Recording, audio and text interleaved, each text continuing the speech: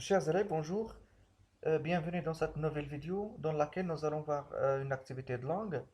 L'objectif est exprimer une hypothèse sur ce que fait un personnage. Bien sûr, cette activité est destinée aux élèves de la troisième année collégiale. Le manuel parcours, support, phrase, page 173. Donc le support, première phrase, si les tuvaches étaient riches, Charlot ne quitterait pas la maison.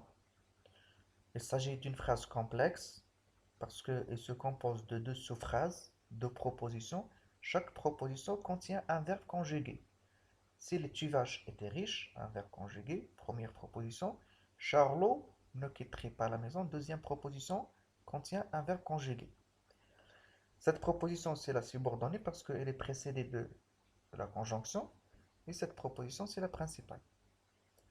Voilà. Donc, si les tuvaches étaient riches, Charlot ne quitterait pas la maison.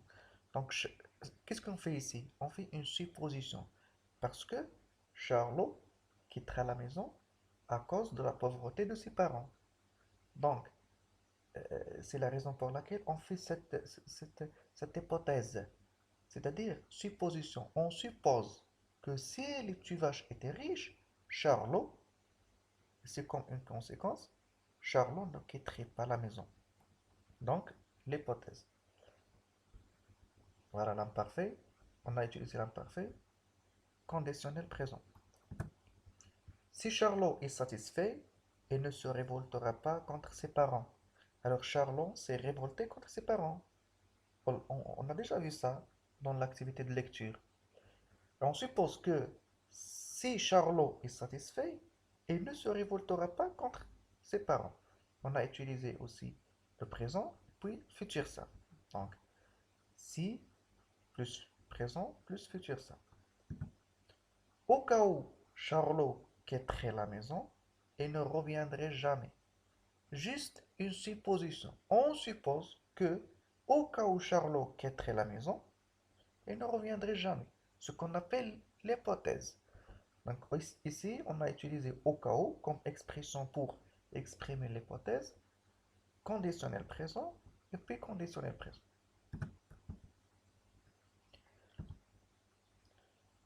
Alors, combien de phrases nous avons dans le support? On a trois phrases. De quel type de phrase s'agit-il?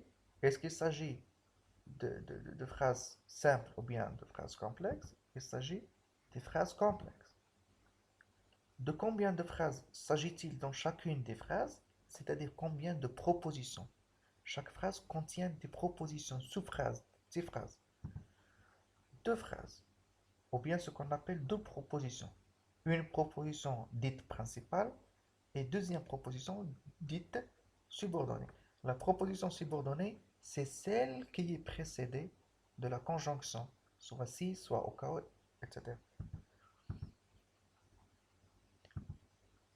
Alors, parmi les trois temps, ou bien modes, choisissez les plus corrects. Donc déjà, on a choisi Charlot ne quitterait pas la maison. On a choisi quitterait, c'est le subjonctif parce que nous avons l'imparfait. Toujours si plus l'imparfait plus subjonctif présent. Deuxième phrase, il ne se révoltera pas contre ses parents. On a choisi révoltera futur simple parce qu'on a le présent. Toujours si plus présent plus futur simple. Et la troisième, au cas où Charlot quitterait la maison. Toujours, on utilise le subjonctif présent avec au cas où, avec l'expression au cas où. Quelle remarque avez-vous tiré? Donc, si, toujours si, plus imparfait plus conditionnel présent.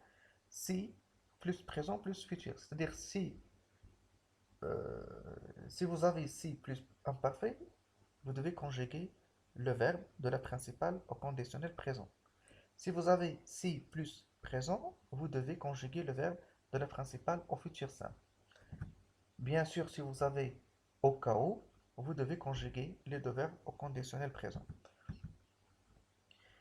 Alors, découpez les phrases. Donc, il y a la principale, la proposition principale et la proposition subordonnée. Première phrase, la principale, Charlot ne quitterait pas la maison. La subordonnée, le tuvache était riche, parce que c'est cette subordonnée, cette proposition hein, qui était précédée de la conjonction si. Il ne, il ne se révoltera pas, principal. Charlot est satisfait, subordonné. Il ne reviendrait jamais, la principale. Charlot, au cas où Charlot quitterait la maison. Donc, c'est cette proposition qui a été précédée de la conjonction, ou bien locution conjonctive. Donc, c'est la subordonnée. Alors, quelles sont les conjonctions utilisées? On a si et on a au cas où dans les trois phrases. Donc, si dans la première et la deuxième phrase, au cas où dans la troisième phrase. On a utilisé si, bien les conjonctions, c'est-à-dire les expressions euh, servant à exprimer l'hypothèse. Alors, indiquer les temps des verbes. Bien sûr, première phrase, on a utilisé imparfait plus conditionnel présent. Deuxième phrase, on a utilisé présent plus futur simple. Et puis, troisième phrase, on a utilisé conditionnel présent plus conditionnel présent. C'est-à-dire, on a utilisé conditionnel présent dans les deux propositions, dans les deux parties de la phrase. Alors, répondez par oui ou non. Les tuvaches sont riches? Non. Donc, c'est la raison pour laquelle on a utilisé l'hypothèse. Charlot est vraiment satisfait? Non. Parce que si Charlot est satisfait, il ne se révoltera pas contre ses parents. Alors, Charlot a déjà quitté la maison? Non, c'est la première fois qu'il va quitter la maison. Donc, c'est la raison pour laquelle on a fait cette hypothèse. Alors, quelle conclusion ou bien quelle remarque tirez-vous?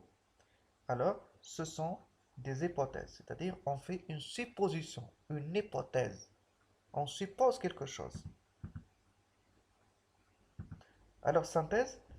Alors, pour faire une hypothèse, on utilise des conjonctions si ou bien au cas où. Alors, dans ces phrases, par exemple, si les tuvaches étaient riches, on a utilisé l'imparfait. Charlot ne quitterait pas la maison, bien sûr, on a utilisé conditionnel présent. Si Charlot est satisfait, on a utilisé le présent dans la subordonnée. Et ne se révoltera pas contre ses parents, on a utilisé le futur simple dans la principale. Au cas où, au cas où Charlot quitterait la maison, conditionnel présent, et ne reviendrait jamais, conditionnel présent.